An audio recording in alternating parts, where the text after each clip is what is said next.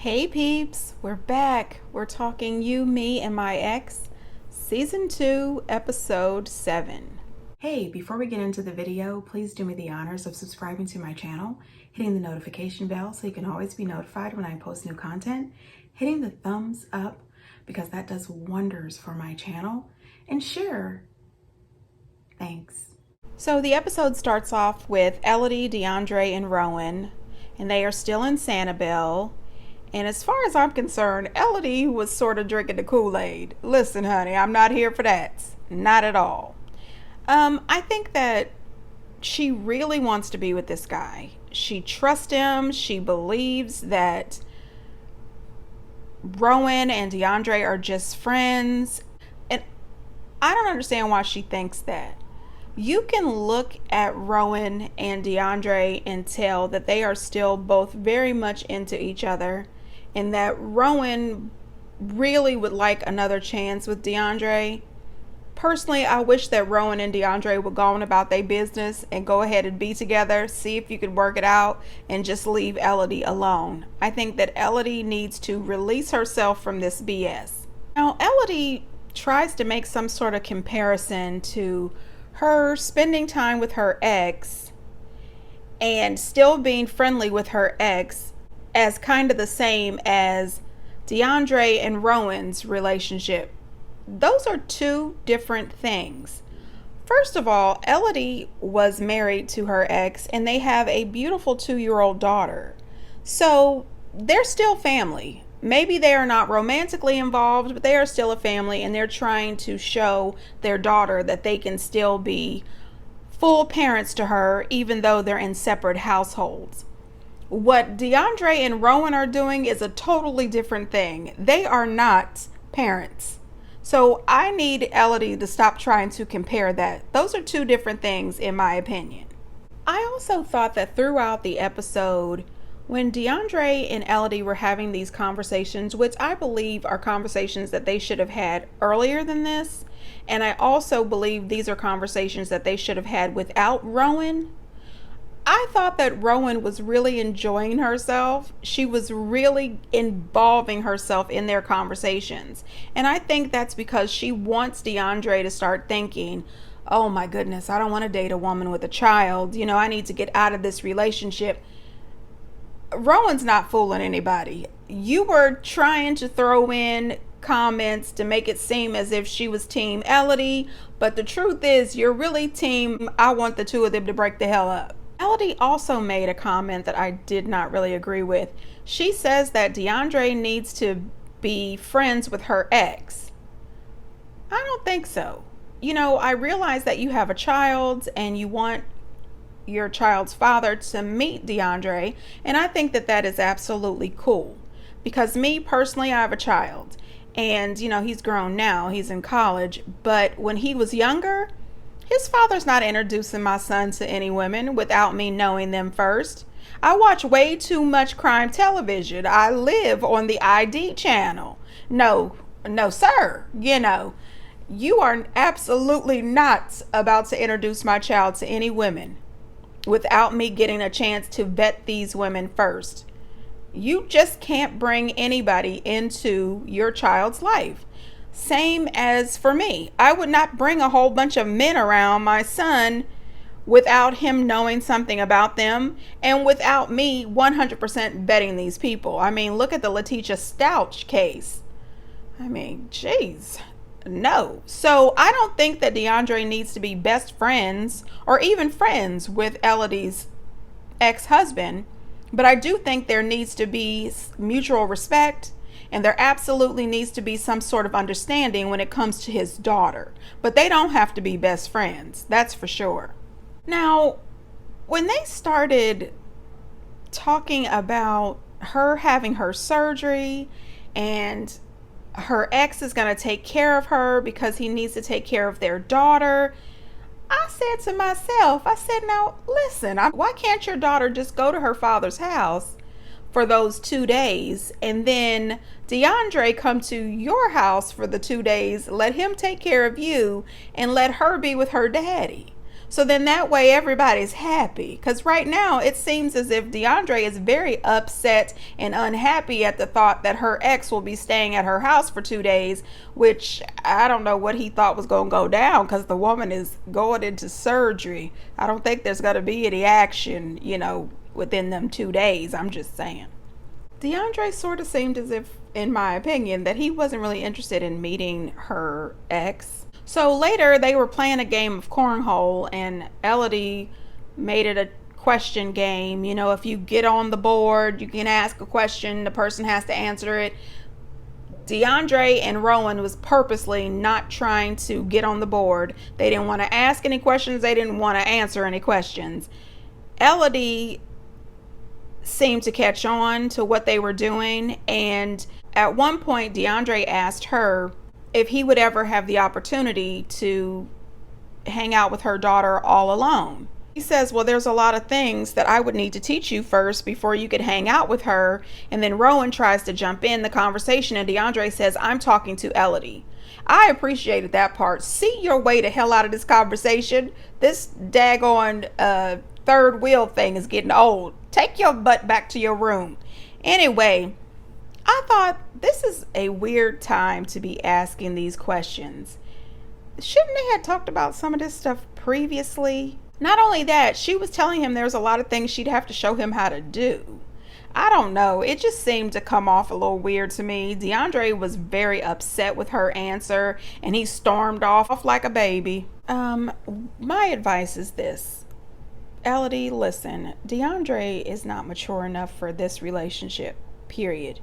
He has already told you before, if he had to choose between you and Rowan, he's choosing Rowan, period. Girl, listen, he has shown you over and over and over how he feels about you by not even taking your feelings or thoughts into consideration.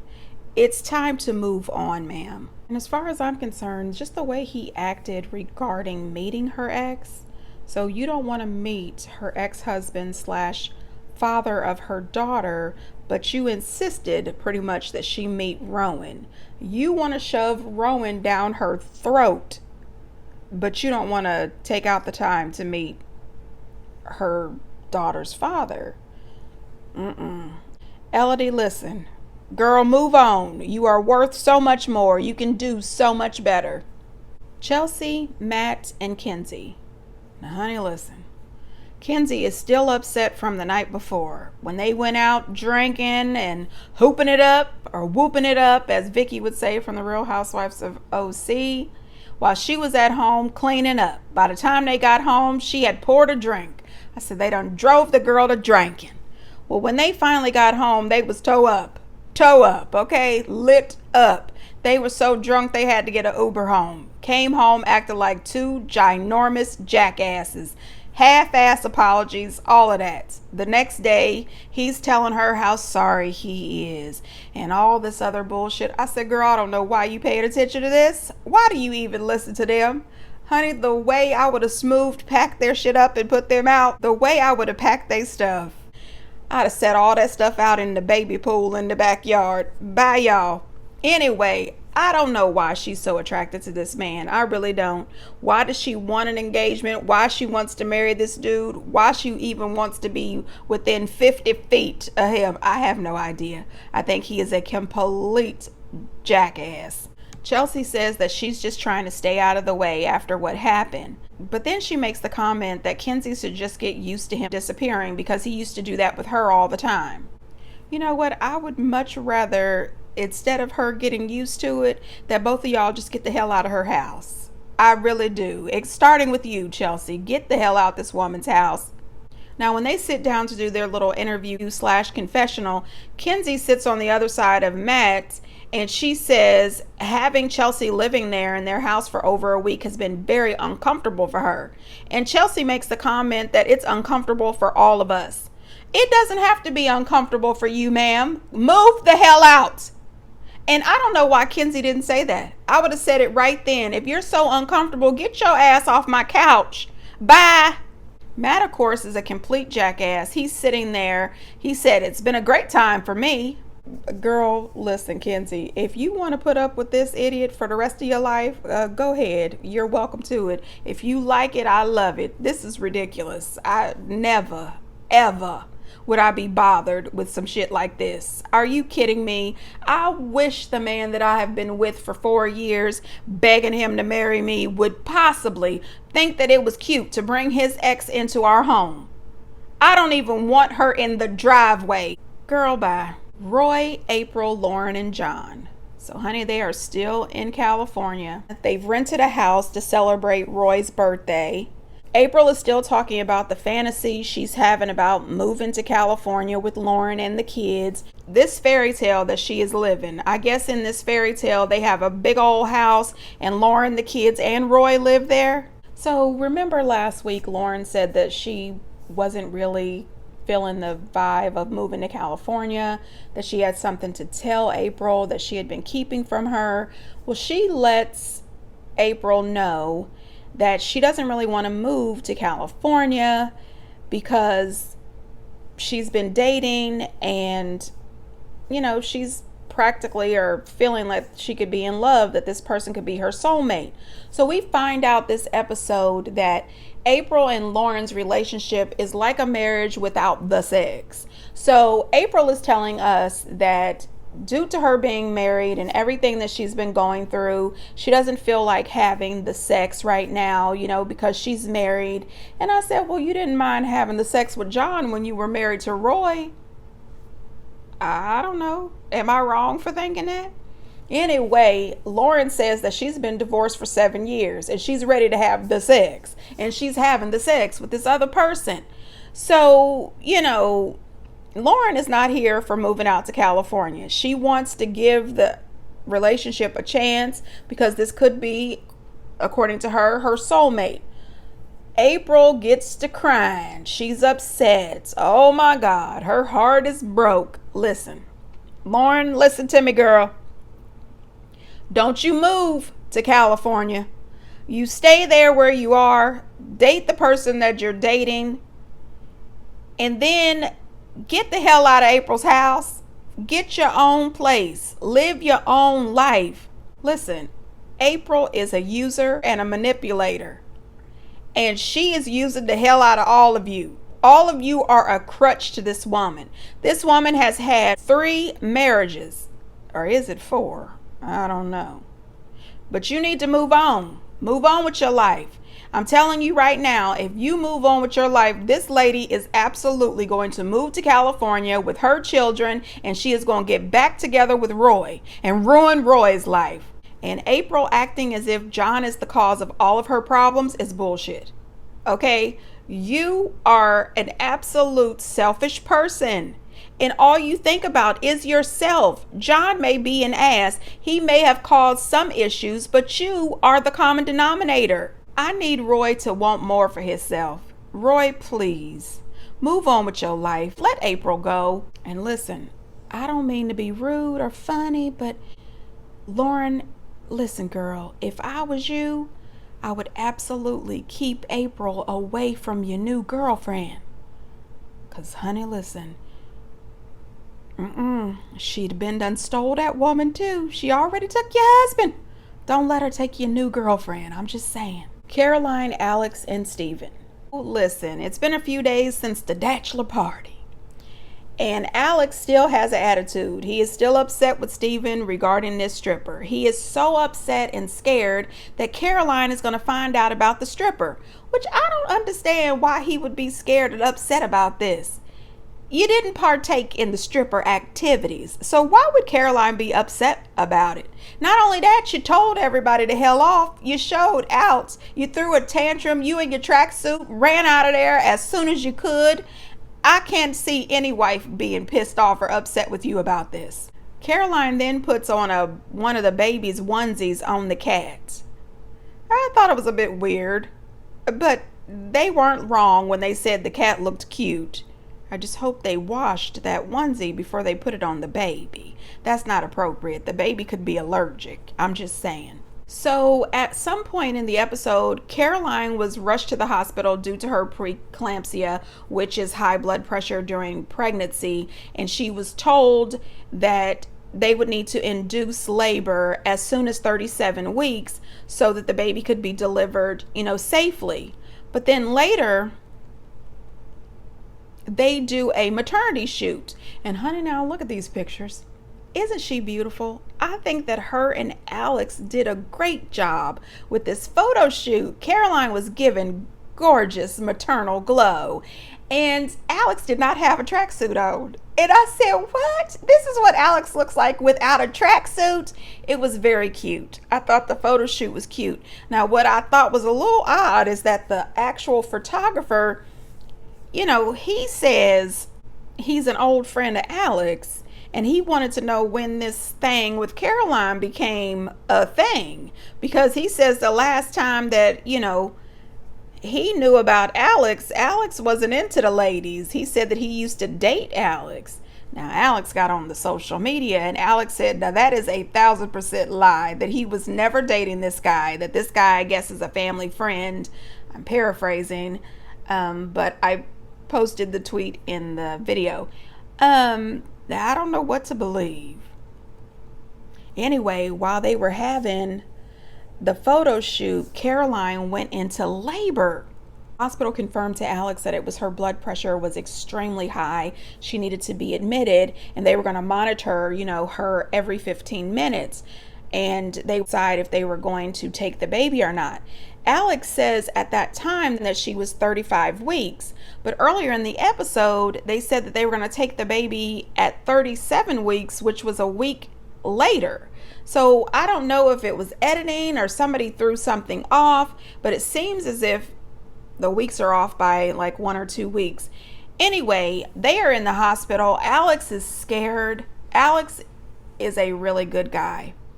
I love Alex, to be honest.